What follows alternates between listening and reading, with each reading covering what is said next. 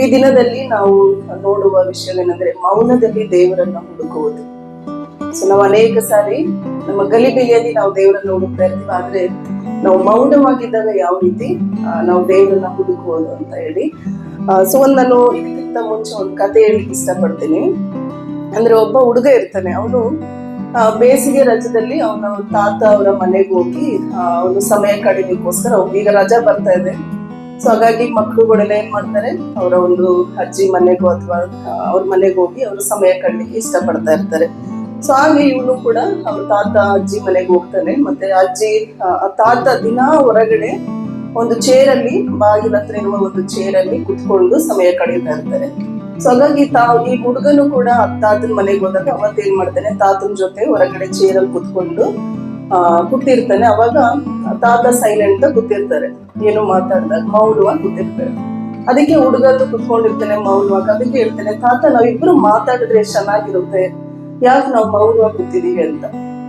ಅದಕ್ಕೆ ತಾತ ಏನು ಹೇಳೋದಿಲ್ಲ, ಅವ್ರು ಹೇಳೋದು ಒಂದೇ ಮಾತೇನಂದ್ರೆ ಕೇಳು, ಲಿಸನ್ ಅಂತ, ಜಸ್ಟ್ ಲಿಸನ್, ಕೇಳು ಅಂತ. ಸೊ ಕೇಳು ಅಂದಾಗ ಮೊದಲಿನ ಹುಡುಗ ಏನ್ ಮಾಡ್ತ, ಅವನು ಸೈಲೆಂಟ್ ಆಗ್ತಾನೆ, ಮೌನವಾಗಿ ಕುತ್ಕೊಂಡ ತಕ್ಷಣ ಹುಡುಗ ತನ್ನ ಉಸಿರಾಟವನ್ನ ಕೇಳ್ತಾನೆ. ಆಮೇಲೆ ಮತ್ತೆ ಅವನ ಹೃದಯದ ಬಡಿತವನ್ನ ಕೇಳ್ತಾ ಇರ್ತಾನೆ. ಮತ್ತೆ ಇನ್ನೇನು ಕೂಡ ಇನ್ನು ಅವನು ಮೌನವಾಗಿ ಅವನು ಕುತ್ಕೊಳ್ಳುವಾಗ ಒಂದು ಗಿಡ ಮರಗಳ ಒಂದು ಅಲ್ಲಾಡೋದನ್ನ ಕೇಳ್ತಾನೆ. ಮತ್ತೆ ಪಕ್ಷಿಗಳು ಚಿಲಿಪಿಲಿ ಅನ್ನೋದನ್ನ ಕೇಳ್ತಾ ಇರ್ತಾನೆ. ಮತ್ತೆ ದೂರದಿಂದ ಏನೋ ಒಂದು ಕೋಗಿಲೆ ಕೂಗೋದು ಅಥವಾ ಹೀಗೆ ಅನೇಕ ಒಂದು ಸೃಷ್ಟಿಯ ಒಂದು ಸೌಂದರ್ಯದ ಒಂದು ಇದು ನಾವು ಕೇಳಲಿಕ್ಕೆ ಪ್ರಯತ್ನ ಪಡ್ತಾ ಇರ್ತಾನೆ. ಸೊ ಅವಾಗ ತಾತ ಹೇಳ್ತಾನೆ, ನೋಡು ನೀನು ಅವಾಗ ಏನ್ ಹೇಳ್ತೇನೆ, ನಮ್ಗೆ ಮಾತಾಡ್ಬೇಕು ತಾತ, ಸೈಲೆಂಟ್ ಆಗಿ ಕುತ್ಕೊಳ್ಳೋ ಚೆನ್ನಾಗಿರ್ಲಿಲ್ಲ ಅಂತ. ಸೊ ನಾವ್ ಒಂದ್ ವೇಳೆ ನಾವು ಮಾತಾಡ್ಕೊಂಡೇ ಇದ್ರೆ ಈ ಸೌಂಡ್ ನಾವು ಕೇಳ್ತಾ ಇಲ್ವಾ, ಈ ಶಬ್ದವನ್ನ ನಾವು ಸುಂದರವಾದ ಸೃಷ್ಟಿಯ ಶಬ್ದವನ್ನ ಕೇಳ್ತಾ ಇಲ್ವಾ ಅಂತ. ಅವಾಗ ಹುಡುಗ ಹೇಳ್ತಾನೆ, ಹೌದು ತಾತ, ನಾವು ಮಾತಾಡ್ತಾ ಇದ್ರೆ ಇಷ್ಟು ಸುಂದರವಾದ ಒಂದು ಸೌಂಡ್ ನಾವು ಕೇಳ್ಕೊಡ್ತಾ ಇರ್ಲಿಲ್ಲ ಅಂತ. ಸೊ ಅವ್ನು ಹೇಳುವಾಗ ತಾತ ಜಸ್ಟ್ ಒಂದು ಸ್ಮೈಲ್, ಒಂದು ಮಗು ಕೊಡ್ತಾನೆ. ಸೊ ಅದೇ ರೀತಿ ನಮ್ಮ ಜೀವಿತದಲ್ಲೂ ಕೂಡ ದೇವರಲ್ಲಿ ನಾವು ಮೌನವಾಗಿ ದೇವರನ್ನು ಹುಡುಕೋದು ಅಂದ್ರೆ ಹಾಗೆ. ಸೊ ನಾವು ಅನೇಕ ಸಾರಿ ನಮ್ದೇ ಆದ ಒಂದು ಗಲಿಬಿಲಿ ಜೀವಿತದಲ್ಲಿ ನಾವು ಜೀವಿಸ್ತಾ ಇರ್ತೇವೆ.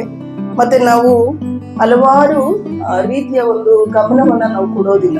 ನಮ್ದೇ ಆದ ಒಂದು ಕಷ್ಟಗಳು, ನಮ್ದೇ ಆದ ಒಂದು ದುಃಖಗಳು, ಗಲಾಟೆಗಳು, ಕುಟುಂಬದಲ್ಲಿ ಇರುವ ಒಂದು ತೊಂದರೆಗಳಾಗ್ಲಿ, ಮತ್ತೆ ಬೇರೆ ಅಕ್ಕಪಕ್ಕದಲ್ಲಿ ನಡೀತಿರೋ ಒಂದು ವಿಷಯಗಳಾಗ್ಲಿ. ಸೊ ಹಾಗಾಗಿ ಅನೇಕ ವಿಷಯದಲ್ಲಿ ನಾವು ಗಲಿಬಿಲಿಯಾಗಿ ನಾವು ಜೀವಿಸ್ತಾ ಇರ್ತೇವೆ.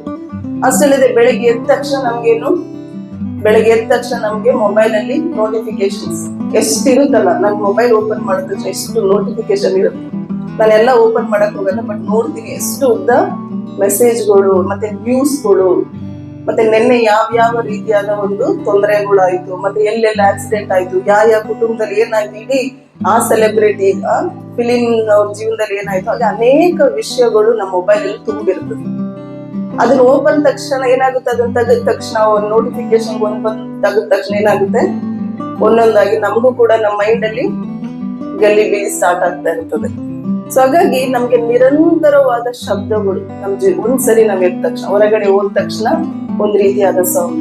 ಮತ್ತೆ ಮನೇಲಿ ಇವತ್ತು ನಾನು ಏನ್ ಅಡಿಗೆ ಮಾಡ್ಲಿ, ದುಡ್ಡಿಲ್ಲ ಅಂತ, ಅಥವಾ ಮಗು ನನ್ಗೆ ದುಡ್ಡು ಬೇಕು, ನಾನು ಹೊರಗಡೆ ಹೋಗ್ಬೇಕು, ಏನೋ ತಗೊಬೇಕು ಅಂತ. ಸೊ ಹಾಗಾಗಿ ನಮ್ಗೆ ಮೌನದ ಒಂದು ಜೀವಿತವೇ ನಾವು ಅನೇಕ ಸರಿ ಕಳ್ಕೊಂಡಿದ್ದೀವಿ, ಹೌದಲ್ಲ?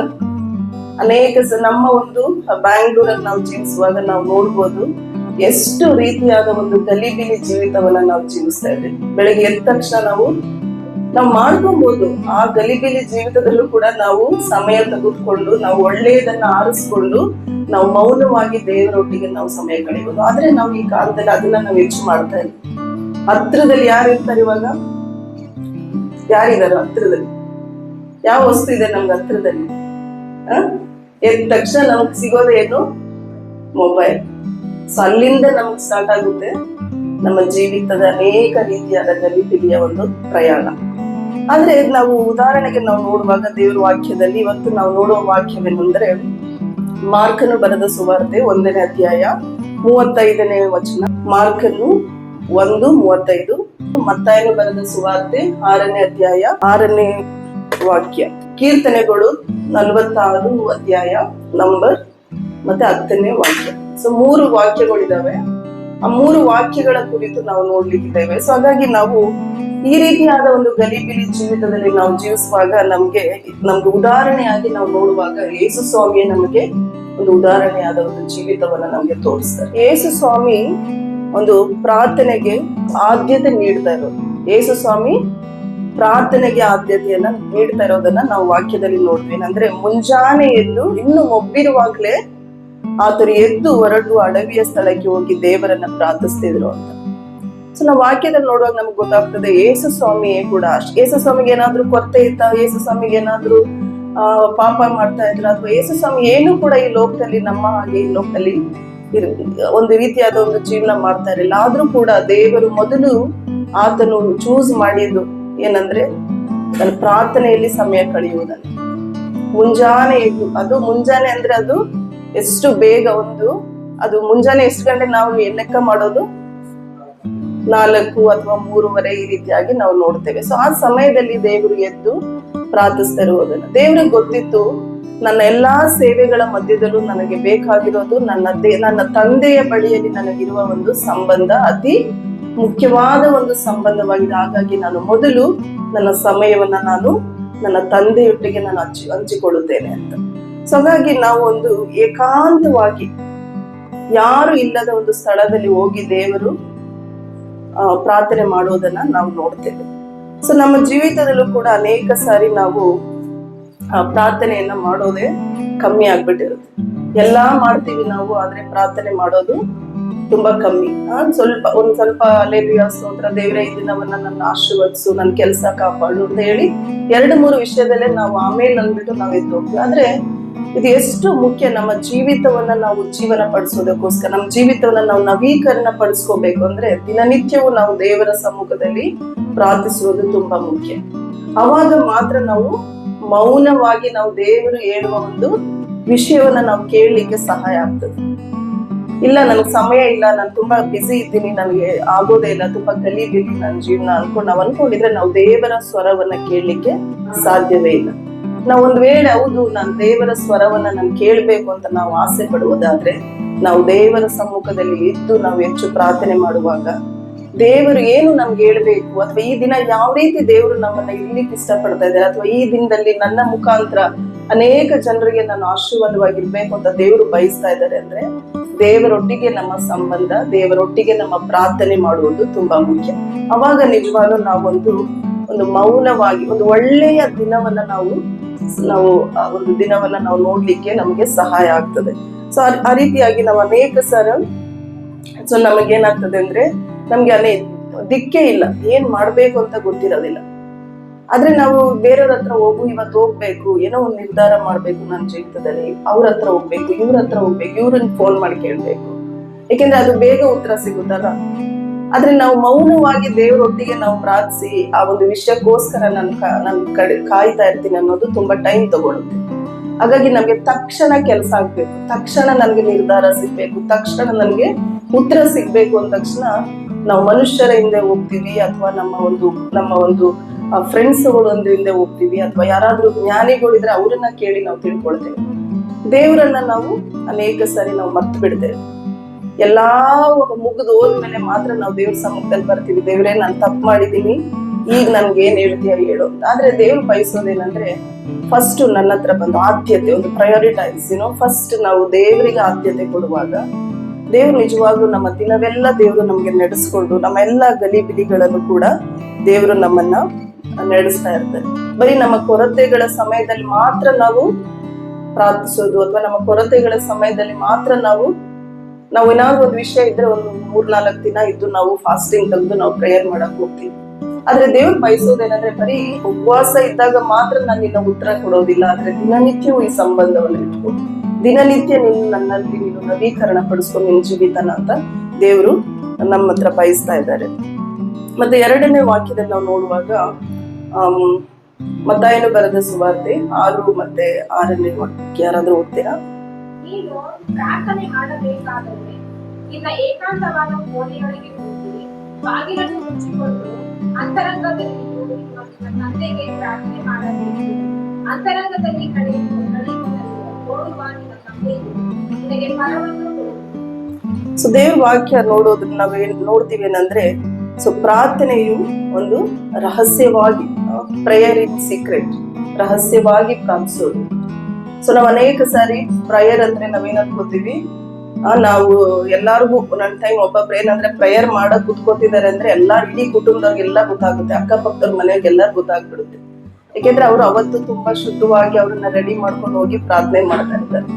ಆದ್ರೆ ಅದಕ್ಕೆ ಹೇಳ್ತಿರೋದೇನಂದ್ರೆ, ಇದು ನಾವು ಪ್ರಾರ್ಥನೆ ಮಾಡೋದು ನಮ್ಮ ವೈಯಕ್ತಿಕವಾಗಿ, ನಾವು ಅದೊಂದು ವೈಯಕ್ತಿಕವಾಗಿ ನಾವು ಬೆಳಿಬೇಕು ಅನ್ನೋದಕ್ಕೋಸ್ಕರ ನಾವು ಪ್ರಾರ್ಥನೆ ಮಾಡ್ತೀವಿ ಹೊರತು ಅದೊಂದು ಲೈಕ್ ಜನರು ಎಲ್ಲಾರು ನೋಡ್ಲಿ, ಒಂದು ಪ್ರದರ್ಶನ ಕೊಡೋಕೋಸ್ಕರ ನಾವು ಪ್ರಾರ್ಥನೆ ಮಾಡ್ತೀವಿ. ಅದಕ್ಕೋಸ್ಕರ ದೇವ್ರ ವಾಕ್ಯ ಹೇಳ್ತದೆ, ನೀವು ಪ್ರಾರ್ಥನೆ ಮಾಡುವಾಗ ನೀವು ಬಾಗಿಲನ್ನು ಮುಚ್ಚಿಕೊಂಡು ಏಕಾಂತವಾಗಿ ನೀವು ಹೋಗಿ ಪ್ರಾರ್ಥನೆ ಮಾಡಿ. ಹಂಗಂತ ಹೇಳಿ ನಾವು ರೂಮ್ ಇಲ್ಲ, ನನ್ ಬರೀ ರೂಮೇ ಇರ್ಬೇಕು ನನ್ಗೆ ಪ್ರಾರ್ಥನೆ ಮಾಡಕ್ಕೆ ಅಂದ್ರೆ, ನಮ್ಗೆ ಈಗ ನಾನು ಒಂದು ವೇಳೆ ಒಂದು ಹಾಲಲ್ಲಿ ಕುತ್ಕೊಂಡು ನಾನು ಪ್ರಾರ್ಥನೆ ಮಾಡ್ತಾ ಇದ್ದೀನಿ ಅಂದ್ರೆ ಅಲ್ಲಿ ಏನಿರುತ್ತೆ, ಎಲ್ಲಾ ರೀತಿಯಾದ ಒಂದು ಡಿಸ್ಟರ್ಬೆನ್ಸ್, ನಮ್ಮ ತುಂಬಾ ರೀತಿಯಾದ ಒಂದು ಅಡಚಣೆಗಳು ಅಥವಾ ನಮ್ಗೆ ತುಂಬಾ ಆ ರೀತಿ ಒಂದು ಡಿಸ್ಟರ್ಬೆನ್ಸ್ ಆಗ್ತಾ ಇರ್ತದೆ.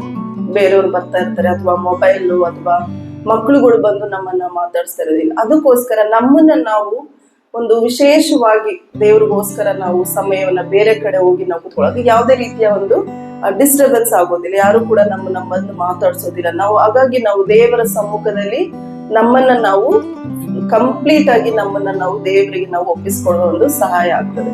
ಹಾಗಾಗಿ ಅದು ಮಾತನಾಡೋದು ಸೀಕ್ರೆಟ್, ನಾವು ವಿಶೇಷವಾಗಿ ದೇವ್ರ ಹತ್ರ ಮಾತಾಡ್ತಾ ಇದ್ವಿ. ಅನೇಕ ವಿಷಯಗಳನ್ನ ನಾವು ಯಾರ ಹತ್ರನೂ ಕೂಡ ಹೇಳ್ಕೊಳ್ಳೋದು ಕೂಡ ಇಷ್ಟ ಆಗೋದಿಲ್ಲ. ಆದ್ರೆ ನೀವು ಒಂಟಿಯಾಗಿ ದೇವ್ರ ಸಮ್ಮುಖದಲ್ಲಿ ಪ್ರಾರ್ಥಿಸುವಾಗ ಎಲ್ಲಾ ವಿಷಯಗಳನ್ನ ನಾವು ದೇವರಿಗೆ ಒಪ್ಪಿಸ್ಕೊಡ್ಬೋದು. ದೇವರು ನಮ್ಮ ಹೃದಯವನ್ನ ನೋಡುವ ದೇವರಾಗಿದ್ದಾರೆ. ದೇವರು ಬಯಸ್ತಾನೆ ನಮ್ಮ ಬಾಯಲ್ಲಿ ಯಾವ ಮಾತುಗಳು ಬರ್ತದೆ, ಯಾವ ತಪ್ಪುಗಳ ಅರಿಕೆಯನ್ನ ನನ್ನ ಮಕ್ಕಳು ಮಾಡ್ಕೊಳ್ತಾ ಇದ್ದಾರೆ ಅಂತ. ಹಾಗಾಗಿ ನಾವು ಒಂಟಿಯಾಗಿ ಕುತ್ಕೊಳ್ಳುವಾಗ ನಮ್ಗೆ ಫ್ರೀ ಅನ್ಸುತ್ತೆ ಏನಾದ್ರೂ ದೇವ್ರ ಹತ್ರ ಹೇಳ್ಕೊಳ್ಲಿಕ್ಕೆ ಅಲ್ಲ. ಅವಾಗ ನಮ್ಗೆ ಯಾವುದೇ ರೀತಿಯಾದ ಒಂದು ಯಾರೋ ನೋಡ್ತಾ ಇದಾರೆ, ಯಾರೋ ಕೇಳ್ಕೊಳ್ತಾ ಇದಾರೆ ಅನ್ನೋ ಒಂದು ಭಾವನೆ ಇರೋದಿಲ್ಲ. ಸೊ ಹಾಗಾಗಿ ದೇವ್ರ ವಾಕ್ಯ ನಮ್ಗೆ ಹೇಳ್ಕೊಡ್ತದೆ ಅಂದ್ರೆ, ದೇವರು ಕೂಡ ನಮ್ಗೆ ಉದಾಹರಣೆಯಾಗಿ ಇದ್ದಾರೆ. ದೇವರು ಕೂಡ ಮುಂಜಾನೆ ಎದ್ದು ದೇವರ ಒಂದು ಪ್ರಸನ್ನತೆಯನ್ನ ನೋಡೋದು, ತನ್ನ ತಂದೆಯಲ್ಲಿ ಆ ದಿನಕ್ಕೋಸ್ಕರ, ಸೇವೆಗೋಸ್ಕರ ದೇವರು ಮಾಡುತ್ತಿದ್ದ ಸೇವೆಯನ್ನ ದೇವ್ರಿಗೆ ಒಪ್ಪಿಸ್ಕೊಡುತ್ತಿರೋದನ್ನ ನಾವು ನೋಡ್ತಾ ಇದ್ದೀವಿ. ಅದೇ ರೀತಿಯಾಗಿ ದೇವರು ನಮಗೂ ಕೂಡ ಹೇಳ್ತಿರೋದೇನಂದ್ರೆ, ನಾವು ಕೂಡ ದೇವರಲ್ಲಿ ಅದೇ ರೀತಿಯಾದ ಒಂದು ಸಂಬಂಧವನ್ನ ನಾವು ಪ್ರಾರ್ಥನೆಯಲ್ಲಿ ನಾವು ಇಟ್ಕೋಬೇಕು ಅಂತ ದೇವ್ರ ವಾಕ್ಯ ಹೇಳ್ತಾರೆ. ಹಾಗಾಗಿ ನಾವು ರಹಸ್ಯವಾಗಿ ಪ್ರಾರ್ಥಿಸೋದು ತುಂಬಾ ಒಂದು ಉತ್ತಮವಾಗಿರುತ್ತದೆ. ಒಬ್ಬೊಬ್ಬರು ಏನ್ ಮಾಡ್ತಾರೆ, ನಾವು ಉಪವಾಸ ಇದ್ದೀನಿ ಅಂತ ಇಡೀ ಕುಟುಂಬ ಜನಕ್ಕೆಲ್ಲ ಹೇಳಿರ್ತಾರೆ, ಅಥವಾ ಎಲ್ಲಾರ್ಗು ಫೋನ್ ಮಾಡಿ ಹೇಳ್ತಾರೆ, ನಾನು ಉಪವಾಸ ಇದ್ದೀನಿ, ಒಂದು ವಾರ ನಾನು ಪ್ರಾರ್ಥನೆ ಮಾಡ್ತಾ ಇದ್ದೀನಿ ಅಂತ. ಸೊ ಅದು ನಾವು ತೋರಿಸ್ಕೊಳ್ಳೋಕೋಸ್ಕರ ಅನೇಕ ಸಾರಿ ಆ ರೀತಿ ಆಗಿರ್ತದೆ. ನಾನು ಇಷ್ಟು ದಿನ ಫಾಸ್ಟಿಂಗ್, ತಪ್ಪಿಲ್ಲ, ನಾವು ಫಾಸ್ಟಿಂಗ್ ಮಾಡೋದು ತಪ್ಪಿಲ್ಲ. ಆದ್ರೆ ಅದು ನಾವು ಯಾವ ಉದ್ದೇಶಕ್ಕೋಸ್ಕರ ಮಾಡ್ತಾ ಇದೀವಿ, ಯಾರಿಗೋಸ್ಕರ ನಾವು ಮಾಡ್ತಾ ಇದೀವಿ ಅನ್ನೋದು ಬಹಳ ಮುಖ್ಯ. ಯಾಕೆಂದ್ರೆ ಈ ಪ್ರಾರ್ಥನೆ ಅನ್ನೋದು ಬರೀ ದೇವರು ನನಗೂ ಇರುವ ಒಂದು ಸಂಬಂಧ ಬಿಟ್ಟು ಯಾವ ಮನುಷ್ಯರಿಗೋಸ್ಕರ ನಾವು ಪ್ರಾರ್ಥನೆ ಮಾಡ್ತೀವಿ. There is no one that we are praying for. ಬರೀ ದೇವರಿಗೆ ಮಾತ್ರ. ನಮ್ಮ ಅಕ್ಕಪಕ್ಕದವ್ರು, ನಮ್ಮ ಕುಟುಂಬದವರು ನೋಡ್ತಿದಾರೋ ಅಥವಾ ಅವ್ರು ನೋಡ್ತೀವಿ, ಏನೂ ಇಲ್ಲ. ನಮಗೂ ದೇವ್ರಿಗೂ ಇರುವ ಒಂದು ಸಂಬಂಧ. ಈಗ ನಮ್ಮ ಮಕ್ಕಳು ನಮ್ಮ ಹತ್ರ ದಿನನಿತ್ಯ ಬಂದು, ನನ್ನ ಮಗಳು ನನ್ನ ಹತ್ರ ಮಾತಾಡಿದ್ರೆ ನಂಗೆ ತುಂಬಾ ಸಂತೋಷ ಆಗ್ತದೆ. ಒಂದಿನ ಅವಳು ನನ್ನ ಹತ್ರ ಫುಲ್ ಮಾತಾಡ್ಲಿಲ್ಲ ಅಂದ್ರೆ ನಂಗೆ ತುಂಬಾ ಬೇಜಾರಾಗ್ತದೆ, ಯಾಕೆ ಇವತ್ತು ನನ್ನ ಮಗಳು ನನ್ನ ಹತ್ರ ಮಾತಾಡಿಲ್ಲ ಅಂತ. ಅದೇ ರೀತಿಯಾಗಿ ದೇವರು ಕೂಡ ನಮ್ಮಲ್ಲಿ ಆ ಒಂದು ಸಂಬಂಧವನ್ನ ಬಯಸ್ತಾ ಇದ್ದಾರೆ. ಎಲ್ಲರೂ ಆತನ ಒಂದು ಸಮ್ಮುಖದಲ್ಲಿ ಇರ್ಬೇಕು ಅನ್ನೋದು ದೇವರ ಒಂದು ಇಚ್ಛೆ. ಆತನ ಹತ್ರ ಹೋಗಿ, ದೇವ್ರೆ, ಈಗ ನಮ್ಮ ಮಕ್ಳು ಹೇಳಿದ ರೀತಿಯಲ್ಲಿ ನನ್ನ ಮಗಳು ನನ್ನ ಹತ್ರ ಬಂದು, ಮಮ್ಮಿ, ಅವ್ರು ಎಷ್ಟೇ ದೊಡ್ಡೋಳಾದ್ರೂ ಕೂಡ, ಈಗ ನಿಮ್ಮ ಮಕ್ಳು ಎಷ್ಟೇ ದೊಡ್ಡವರಾದ್ರೂ ಕೂಡ ನಿಮ್ಮ ಹತ್ರ ಬಂದ್ಬಿಟ್ಟು ಏನಾದ್ರೂ ಒಂದು ನಿರ್ಧಾರ ಕೇಳುವಾಗ ನಿಮ್ಗೆ ಎಷ್ಟು ಖುಷಿ ಆಗ್ತದೆ. ನನ್ನ ಮಕ್ಳು ನನ್ನನ್ನು ಎಷ್ಟು ನೆಮ್ತಾ ಇದ್ದಾರೆ, ನನ್ನ ಹತ್ರ ಕೇಳ್ತಾ ಇದ್ದಾರೆ ಒಂದು ನಿರ್ಧಾರ ಮಾಡ್ಲಿಕ್ಕೆ ಅಂತ. ಈಗ ನಾವು ಚಿಕ್ಕವರಿದ್ದಾಗ ಎಲ್ಲದಕ್ಕೂ ನಾವು ದೇವರನ್ನ ನೆನ್ಕೊಂಡು ನಾವು ಪ್ರಾರ್ಥನೆ ಮಾಡ್ತಾ ಇರ್ತೀವಿ. ಆದ್ರೆ ದೊಡ್ಡವ್ರು ಆಗ್ತಾ, ಜ್ಞಾನ ಬರ್ತಾ ಬರ್ತಾ ನಾವು ನಮ್ದೇ ಆದ ಒಂದು ಜ್ಞಾನದಲ್ಲಿ ನಾವು ಎಲ್ಲಾ ವಿಷಯಗಳನ್ನ ಮಾಡ್ಲಿಕ್ಕೆ ಸಿದ್ಧರಾಗ್ತೀವಿ. ಆದ್ರೆ ದೇವರು ಬಯಸೋದೇನಂದ್ರೆ, ಎಲ್ಲಾ ವಿಷಯಗಳನ್ನ ನನ್ನ ಒಂದು ಜೊತೆಯಲ್ಲಿ ನಾವು ದೇವ್ರ ಹತ್ರ ಹಂಚ್ಕೊಳ್ಳುವಾಗ ದೇವರು ನಿಜವಾಗ್ಲೂ ಒಳ್ಳೆಯ ಜ್ಞಾನ ಕೊಡ್ತಾರೆ, ಒಳ್ಳೆಯ ಮಾರ್ಗದಲ್ಲಿ ಹೋಗ್ಲಿಕ್ಕೆ ದೇವರು ನಮ್ಗೆ ಸಹಾಯ ಮಾಡ್ತಾರೆ. ಅದಕ್ಕೋಸ್ಕರ ನಾವು ಏಕಾಂತವಾಗಿ ದೇವರ ಸಮ್ಮುಖದಲ್ಲಿ ಈ ಒಂದು ರಿಲೇಶನ್ಶಿಪ್, ಒಂದು ಸಂಬಂಧವನ್ನ ನಾವು ಇಟ್ಕೊಬೇಕು. ಪ್ರಾರ್ಥನೆ ಅನ್ನೋದು ತುಂಬಾ ಒಂದು ಮುಖ್ಯವಾದ ಒಂದು ವಿಷಯವಾಗಿರ್ತದೆ. ಎಲ್ಲಾ ದೇವರು ನೆನಪಿರುವ, ಆತನನ್ನು ನಂಬುವ ಪ್ರತಿಯೊಬ್ಬರೂ ಕೂಡ ಮಾಡುವ ಒಂದು ಕಾರ್ಯವಾಗಿರ್ತದೆ. ಈಗ ನಿಮ್ ತಂದೆ ಎಲ್ಲಾ ಗೊತ್ತು, ನೀನ್ ಏನ್ ಬೇಕು, ನನ್ ಮಗಳು ಬೆಳೀತಾ ಇದ್ದಾಳೆ, ಅವ್ರಿಗೆ ಏನ್ ಬೇಕು, ಏನ್ ಅಗತ್ಯ ಇದೆ, ಏನ್ ಊಟ ಕೊಡ್ಬೇಕು ಅಂತ ಎಲ್ಲ ಗೊತ್ತು. ಆದ್ರೂ ನೀನ್ ಕೇಳುವಾಗ ನಿಮ್ ತಂದೆ ತುಂಬಾ ಖುಷಿ ಆಗ್ತದೆ ಕೊಡ್ಲಿಕ್ಕೆ, ಹೌದಲ್ಲ? ಅವ್ರು ಕೇಳೋದ್ ನಿಮಗ್ ಗೊತ್ತು ಏನ್ ಕೊಡ್ಬೇಕು ನಿಮ್ ಮಕ್ಳಿಗೆ ಅಂತ. ಆದ್ರೆ ನಿಮ್ ಮಗು ಬಂದ್ಬಿಟ್ಟು ಮಮ್ಮಿ ನಾನು ಇದು ತಿನ್ಬೇಕು, ಇದೆಲ್ಲ ಮಾಡ್ಕೊಡು ಅಂದಾಗ ನಾವು ಖುಷಿಯಿಂದ ಮಾಡ್ತೀವಿ. ಅದೇ ರೀತಿ ದೇವರು ಕೂಡ ನಮ್ಮಲ್ಲಿ ಆ ಒಂದು ಸಂಬಂಧವನ್ನ ಬಯಸ್ತಾ ಇದ್ದಾರೆ. ನನ್ ಮಗಳು ಬಂದ ನನ್ನ ಹತ್ರ ಕೇಳ್ಬೇಕು ಅನ್ನೋದನ್ನ ದೇವರು ಬಯಸ್ತಾರೆ. ಅದಕ್ಕೆ ನಾವು ದೇವರೊಟ್ಟಿಗೆ ಮಾತನಾಡುವುದು, ಬರೀ ನಾವು ಕೇಳೋದೇ ಅಲ್ಲ. ಅನೇಕ ಸಾರಿ ನಾವು ಪ್ರಾರ್ಥನೆ ಅಂದ್ರೆ ಏನ್ ಅನ್ಕೊಳ್ತೀವಿ, ಬರೀ ಕೇಳೋದೆ, ಬರೀ ನನಗ್ ದೇವರ ಆಶೀರ್ವದಿಸು, ನನ್ನ ಕುಟುಂಬವನ್ನ ಆಶೀರ್ವದಿಸು, ನನ್ಗೆ ಇದು ಬೇಕು ಅದು ಬೇಕು ಅಂತ ಬರೀ ನಮ್ಮ ಬಯಕೆಗಳನ್ನೇ ನಾವು ದೇವ್ರ ಮುಂದೆ ಇಡ್ತೇವೆ. ಆದ್ರೆ ಅನೇಕ ಸರಿ ನಾವು ಆತ್ಮೀಕವಾಗಿ ಬೆಳೆಯೋ ವಿಷಯಗಳನ್ನ ನಾವು ಮರ್ತಿರ್ತೇವೆ. ಹಾಗಾಗಿ ಇದು ದೇವರ ಒಂದು ಸಮ್ಮುಖದಲ್ಲಿ ಹೋಗಿ ಪ್ರಾರ್ಥನೆ ಮಾಡೋದು ಅಂದ್ರೆ ಬರೀ ಏನೋ ಒಂದು ಕೊರತೆ ಇದೆ ಅದಕ್ಕೋಸ್ಕರ ನಾವು ದೇವರ ಹತ್ರ ಹೋಗಿ ಏಕಾಂತವಾಗಿ ಪ್ರಾರ್ಥನೆ ಮಾಡೋದಲ್ಲ. ದೇವರೊಟ್ಟಿಗೆ ಒಂದು ಸಂಬಂಧ ಬೆಳೆಸೋದಕ್ಕೋಸ್ಕರ, ದೇವರೊಟ್ಟಿಗೆ ಮಾತನಾಡೋದಕ್ಕೋಸ್ಕರ. ದೇವ್ರೆ, ಇವತ್ ನನ್ಗೆ ಏನ್ ಹೇಳ್ಲಿಕ್ಕೆ ನೀನ್ ಇಷ್ಟಪಡ್ತಾ ಇದೀಯಾ, ಈ ರೀತಿಯಾದ ಒಂದು ನಿರ್ಧಾರವನ್ನ ನಾನು ಮಾಡ್ಬೇಕು ಅಂತ ಇದ್ದೀನಿ, ಅದಕ್ಕೆ ನೀವು ನನ್ನ ನಿಜವಾಗಿ ಯಾವ ರೀತಿ ನನ್ಗೆ ಸಹಾಯ ಮಾಡ್ತೀರಾ ಅಂತ ಇದು ಮಾತಾಡೋದಷ್ಟೇ. ಇನ್ನು ಅನೇಕ ಜನರು ನನ್ಗೆ ಪ್ರಾರ್ಥನೆ ಮಾಡಕ್ಕೆ ಬರೋದಿಲ್ಲ ಅಂತ ಅವರು ಒಂದು ಪ್ರಾರ್ಥನೆ ಅಂದ್ರೆ ಏನೋ ಒಂದು ಎಕ್ಸಾಮ್ ಅನ್ಕೊಂಡು ಪ್ರಾರ್ಥನೆ ಮಾಡಕ್ ಹೋಗೋದಿಲ್ಲ, ಯಾಕಂದ್ರೆ ಅದು ಭಯ ಪಡ್ತಾರೆ. ಪ್ರಾರ್ಥನೆ ಅಂದ್ರೆ ಏನು ಇಲ್ಲ, ಇದು ಜಸ್ಟ್ ದೇವರೊಟ್ಟಿಗೆ ನಾವು ಮುಖಾಮುಖಿಯಾಗಿ ಮಾತನಾಡೋದು. ದೇವ್ರೆ, ಈ ದಿನದ ಎಲ್ಲಾ ಕಾರ್ಯಗಳನ್ನ ನೀನು ನಡೆಸು, ನಮ್ಮೊಟ್ಟಿಗೆ ಈಗ ನಿಮ್ ಕಷ್ಟನ ಇನ್ನೊಬ್ಬರ ಹತ್ರ ನೀವು ಹೋಗಿ ಯಾವ ರೀತಿ ಹೇಳ್ಕೊಡ್ತೀರಾ ಅದೇ ರೀತಿ ದೇವರೊಟ್ಟಿಗೆ ಹೇಳ್ಕೊಡೋದೇ ಒಂದು ಪ್ರಾರ್ಥನೆ ಅಷ್ಟೇ. ಅದು ತುಂಬಾ ಸಿಂಪಲ್. ಒಂದು ಹೋಗಿ ದೇವರೊಟ್ಟಿಗೆ ನಾವು ಹೇಳ್ಕೊಡುವಾಗ ದೇವರು ನಮ್ಮ ಉತ್ತರವನ್ನೆಲ್ಲ ಕೊಡುವ ದೇವರಾಗಿರ್ತಾನೆ. ಸೊ ಹಾಗಾಗಿ ಆ ಒಂದು ಸಂಬಂಧವನ್ನ ನಾವು ದಿನನಿತ್ಯ ಬೆಳೆಸ್ಕೊಡುವಾಗ ಇದನ್ನ ನಾವೇ ಅಲ್ಲ, ನಮ್ಮ ಮಕ್ಕಳಿಗೂ ಕೂಡ ನಾವು ಅದನ್ನ ಹೇಳ್ಕೊಡ್ಬೇಕು ಬೆಳಗ್ಗೆ ಎದ್ದ ತಕ್ಷಣ. ಯಾಕೆಂದ್ರೆ ನಾವು ಅದನ್ನ ಮಾಡ್ಲಿಲ್ಲ ಅಂದಾಗ ನಮ್ಮ ಮಕ್ಕಳು ಕೂಡ ಮಾಡೋದಿಲ್ಲ. ಸೊ ಹಾಗಾಗಿ ನಾವು ಈ ಒಂದು ಸಂಬಂಧವನ್ನ ಹೆಚ್ಚಾಗಿ ನಾವು ಅಭ್ಯಾಸ ಮಾಡುವಾಗ ಏನೇ ಆದ್ರೂ ಪರವಾಗಿಲ್ಲ. ಈ ವಸ್ತು ನನ್ನನ್ನ ತುಂಬಾ ಡಿಸ್ಟ್ರಾಕ್ಷನ್ ಮಾಡ್ತದೆ, ಈ ವಸ್ತು ನನ್ನನ್ನ ತುಂಬಾ ಗಲಿಬಿಲಿ ನಡೆಸ್ತಾ ಇದೆ ಅಂದ್ರೆ ಆ ವಸ್ತುನ ನಮ್ಗೆ ಬಿಡಕ್ಕೆ ಆಗೋದಿಲ್ಲ. ಅನೇಕ ಸಾರಿ ನೀವೇ ಅಬ್ಸರ್ವ್ ಮಾಡಿರ್ಬೋದು, ನೀವ್ ಒಂದ್ ವೇಳೆ ಒಂದ್ ವಿಡಿಯೋ ನೋಡಕ್ ಹೋಗಿ 1 ಗಂಟೆ ನೀವು ಒಂದು ವಿಡಿಯೋಗಳು ನೋಡಿರುವಾಗ ನಿಮ್ ಮನ್ಸು ಯಾವಾಗ್ಲಾದ್ರೂ ಸಮಾಧಾನ ಕೊಟ್ಟಿದ್ಯಾ? ಅದು ತುಂಬಾ ಬೇಜಾರು ಪಟ್ಕೊಳ್ತೀರಿ. ನೀವೇ ಅನ್ಕೊಂಡಿರ್ತೀರಿ, ಯಾಕಾದ್ರೂ ನಾನು ಈ ವಿಡಿಯೋ ನೋಡಿದ್ನು, ಅಥವಾ ಯಾಕೆ ಇಷ್ಟು ಸಮಯನ ನಾನು ವೇಸ್ಟ್ ಮಾಡಿದೆ ಅಂತ. ಅನೇಕ ಸಾರಿ ನಾನು ಕೂಡ ಆ ರೀತಿ ಅನ್ಕೊಂಡಿದ್ದೆ. ನನ್ನ ಮಕ್ಕಳಿಗೂ ಕೂಡ ನಾನು ಹೇಳ್ತಾ ಇರ್ತೀನಿ, ಅವ್ರು ಹೆಚ್ಚು ವಿಡಿಯೋ ನೋಡಿದ ದಿನ ಎಲ್ಲ ಅವ್ರು ತುಂಬಾ ಬೇಜಾರಾಗಿ ಇರ್ತಾರೋ ಹೊರತು ಅದು ಖುಷಿ ತರೋದಿಲ್ಲ. ಅವ್ರ ಮುಖದಲ್ಲಿ ನೀವು ನೋಡ್ಬೋದು, ಹೆಚ್ಚು ಮಕ್ಕಳು ಯಾರು ಮೊಬೈಲ್ ಅಲ್ಲಿ ಕೂತಿರ್ತಾರೆ ಅಥವಾ ಟಿವಿ ನೋಡ್ತಾ ಇರ್ತಾರೆ ಆ ಮಕ್ಳು ಮುಖ ನೋಡ್ರಿ, ಅವರಲ್ಲಿ ಒಂದು ಸಂತೋಷ ಇರೋದಿಲ್ಲ, ಒಂಥರ ಏನೋ ಭಯ, ಒಂದ್ ರೀತಿಯಾದ ಒಂದು ಅವರಲ್ಲಿ ಇದ್ದ ಒಂದು ಎಲ್ಲ ಸಂತೋಷವು ಕುಗ್ಗಿ ಹೋದ ರೀತಿ ಆಗಿರ್ತದೆ. ಯಾಕೆಂದ್ರೆ ಅಲ್ಲಿ ಯಾವುದು ಕೂಡ ನಮ್ಮನ್ನ ಉತ್ಸಾಹ ಪಡಿಸೋದಿಲ್ಲ. ಅದೇ ದೇವ್ರ ವಾಕ್ಯ ಕೇಳೋದು ಬೇರೆ, ಬಟ್ ಬೇರೆ ಬೇರೆ ವಿಷಯಗಳು ನಮ್ಗೆ ಅನೇಕ ರೆಡಿ ಆಗಿರುತ್ತೆ. ಈ ನ್ಯೂಸ್ ನೋಡ್ದ ಇದನ್ನ ನೋಡಿ, ಈ ನ್ಯೂಸ್ ನೋಡ್ದ ಇದನ್ನ ನೋಡು. ಎಷ್ಟೋ ಸಾರಿ ಅಲ್ಲಾಗೋದು ನಮ್ಮ ತಲೆಯಲ್ಲಿ ಅದು ಹೇಗೋ ಅದು ನಮಗೂ ಎಫೆಕ್ಟ್ ಆಗ್ತಾ ಇರುತ್ತೆ. ಅದು ಡೌಟ್ ಪಡ್ಲಿಕ್ಕೂ ಕೂಡ ಅದು ಕಾರಣ ಆಗ್ತದೆ. ಯಾವುದೋ ಒಂದು ಫ್ಯಾಮಿಲಿ ಪ್ರಾಬ್ಲಮ್ ನೋಡಿರ್ತೀವಿ, ಅದು ನಮ್ಮ ಕುಟುಂಬದಲ್ಲೂ ಈಗ ಆಗ ಅಂತ. ಸೊ ಇದು ನಿಜವಾಗ್ಲೂ ಜೀವನವನ್ನ ಅದು ನಾಶ ಮಾಡುವ ಹಾಗೆ ಎಷ್ಟೋ ವಿಡಿಯೋಗಳು ಇದಾವೆ ಅಂತ ಅದು ನಮ್ಮನ್ನ ಕಟ್ಟೋದಿಲ್ಲ ನಮ್ಮ ಜೀವಿತದಲ್ಲಿ. ಹಾಗಾಗಿ ಈ ರೀತಿಯಾದ ಒಂದು ತಡೆಗಳು ನಮ್ಮ ಜೀವಿತದಲ್ಲಿ ಬರದ ಹಾಗೆ ನಾವು ಅದಷ್ಟು ನಮ್ಮನ್ನ ನಾವು ಡಿಸಿಪ್ಲಿನ್, ನಮ್ಮನ್ನ ನಾವು ಶಿಸ್ತು ಮಾಡ್ಕೊಂಡಾಗ ಅದು ನಿಜವಾದ ನಮ್ಗೆ ಒಂದು ಆತ್ಮೀಕವಾಗಿ ದೇವರಲ್ಲಿ ನಾವು ಒಳ್ಳೆ ಸಂಬಂಧವನ್ನ ನಮ್ಗೆ ನಡೆಸಲಿಕ್ಕೆ ಸಹಾಯ ಆಗ್ತದೆ. ಹಾಗಾಗಿ ನಾವ್ ಹೆಚ್ಚು ಈ ಒಂದು ನಮ್ಮನ್ನ ಡಿಸ್ಟರ್ಬ್ ಮಾಡೋದು ಅಥವಾ ನಮ್ಮನ್ನ ಗೊಂದಲಕ್ಕೆ ತರುವ ಒಂದು ವಸ್ತುಗಳಿಂದ ನಾವು ದೂರ ಇರುವಾಗ ನಿಜವಾಗ್ಲೂ ನಾವು ದೇವರಲ್ಲಿ ಇನ್ನೂ ಹೆಚ್ಚಾಗಿ ನಾವು ಬೆಳಿಬೋದು. ಏನೇ ಆದ್ರೂ ಪರವಾಗಿಲ್ಲ, ಈ ದಿನದಲ್ಲಿ ನಾನು ಇಷ್ಟು ಸಮಯನ ನಾನು ದೇವ್ರಿಗೋಸ್ಕರ ಕೊಡ್ಲೇಬೇಕು. ನಾವು ಅನ್ಕೋಬಹುದು, ನನ್ನ ಟೈಮ್ ಸಭೆಗೆ ಬರ್ತೀನಲ್ಲ, ಇಲ್ಲಿ ಪ್ರಾರ್ಥನೆ ಮಾಡ್ತೀನಲ್ಲ, ಇಲ್ಲಿ ದೇವ್ರ ವಾಕ್ಯ ಕೇಳ್ತೀನಲ್ಲ, ಇನ್ನೇನಿದೆ, ಮುಗೀತು, ನನ್ನ ಕೆಲಸ ನಾನು ಮಾಡ್ಬೋದು ಅಂತ. ಇದು ನಾವು ಸಭೆ, ನಾವು ಒಂದಾಗಿ ದೇವರನ್ನ ಒಂದು ಕುಟುಂಬವಾಗಿ ನಾವು ಅನ್ಯೂನತೆಯಾಗಿ ಬೆಳಿಲಿಕ್ಕೆ ದೇವ್ರ ವಾಕ್ಯ ಕೇಳಲಿಕ್ಕೆ ಬರ್ತಾ ಇದೀವಿ. ಆದ್ರೆ ನಾನು ನನ್ನ ಒಂದು ಅಭಿವೃದ್ಧಿಯಾಗಿ, ನನ್ನ ಒಂದು ಆತ್ಮೀಕವಾಗಿ ನಾನು ಬಲಗೊಳ್ಬೇಕು ಅಂದ್ರೆ ನನ್ನ ಮತ್ತೆ ದೇವರ ಸಂಬಂಧ ತುಂಬಾ ಮುಖ್ಯವಾದದ್ದು. ಅದು ಎಲ್ಲ ಸಭೆಗೆ ಸಿಗೋದಿಲ್ಲ. ಹಾಗಾಗಿ ನಾವು ನಮ್ಮ ಒಂದು ಸಂಬಂಧ ಗಟ್ಟಿಯಾಗಿ ದೇವರೊಟ್ಟಿಗೆ ಇರಬೇಕು ಅಂದ್ರೆ ದಿನನಿತ್ಯವೂ ಈ ರೀತಿಯಾದ ಒಂದು ಸಮಯವನ್ನ ನಾವು ದೇವರೊಟ್ಟಿಗೆ ಕೊಡುವಾಗ ನಿಜವಾಗ್ಲೂ ನೀವು ನೋಡ್ತೀರಾ ಅನೇಕ ರೀತಿಯಾದ ಒಂದು ಬದಲಾವಣೆ ನಿಮ್ಮ ಜೀವಿತದಲ್ಲಿ ಬರ್ತಾರೆ. ಈ ಲೋಕದಲ್ಲಿ ಏನೇನ್ ನಡೀತಾ ಇರಲಿ, ಯಾವುದೇ ಒಂದು ಜಗಳ ಆಗ್ತಾ ಇರಲಿ, ಯಾವ ಯುದ್ಧ ನಡೀತಾ ಇರಲಿ, ನಿಮ್ಮಲ್ಲಿ ಏನೋ ಒಂದು ರೀತಿ ಸಮಾಧಾನ ಇರ್ತದೆ. ಯಾಕೆಂದ್ರೆ ಆ ಒಂದು ಸಂಬಂಧ ನೀವು ದೇವರೊಟ್ಟಿಗೆ ಇಟ್ಕೊಂಡಿದ್ದೀರ. ಆದ್ರೆ ನಾವು ಇದನ್ನೆಲ್ಲ ಬಿಟ್ಬಿಟ್ಟು ಲೋಕದಲ್ಲಿ ಆಗೋದೆಲ್ಲ ನಂದೇ ಪ್ರಾಬ್ಲಮ್ ಅನ್ಕೊಂಡಿದ್ದಾಗ ನಾವು ಸಮಾಧಾನವಿರೋಕ್ಕಾಗಲ್ಲ. ಆ ರೀತಿಯಾಗಿ ನಾವು ಮೌನವಾಗಿ ದೇವರನ್ನ ಹುಡುಕ್ಲಿಕ್ಕೆ ಆಗೋದಿಲ್ಲ. ಅದಕ್ಕೆ ಹೇಳ್ತಿರೋದು, ನಾವು ಮೌನವಾಗಿ ದೇವರನ್ನ ಹುಡುಕುವಾಗ ದೇವ್ರು ನಿಜವಾಗ್ಲೂ ನಮ್ಮಲ್ಲಿ ಸಮಾಧಾನ ಶಾಂತಿಯನ್ನ ಕೊಟ್ಟು ನಮ್ಮನ್ನ ದೇವರು ನಡೆಸಲಿಕ್ಕೆ ಶಕ್ತರಾಗ್ತಾರೆ. ಇನ್ನೊಂದು ವಾಕ್ಯನ ನಾನು ಓದಲಿಕ್ಕೆ ಇಷ್ಟಪಡ್ತೇನೆ. ಇಲ್ಲಿ ಲೂಕನು ಬರೆದ ಸುವಾರ್ತೆ, ಇದು 18ನೇ ಅಧ್ಯಾಯ 10-14. ಸೊ ಇಲ್ಲಿ ನಾವಿಲ್ಲಿ ನೋಡ್ತೀವಿ, ಎರಡನೇ ಒಂದು ಪಾಯಿಂಟ್ ನೋಡುವಾಗ ನಾವು ಅದು ರಹಸ್ಯವಾಗಿ ಪ್ರಾರ್ಥಿಸೋದು ಅಂತ.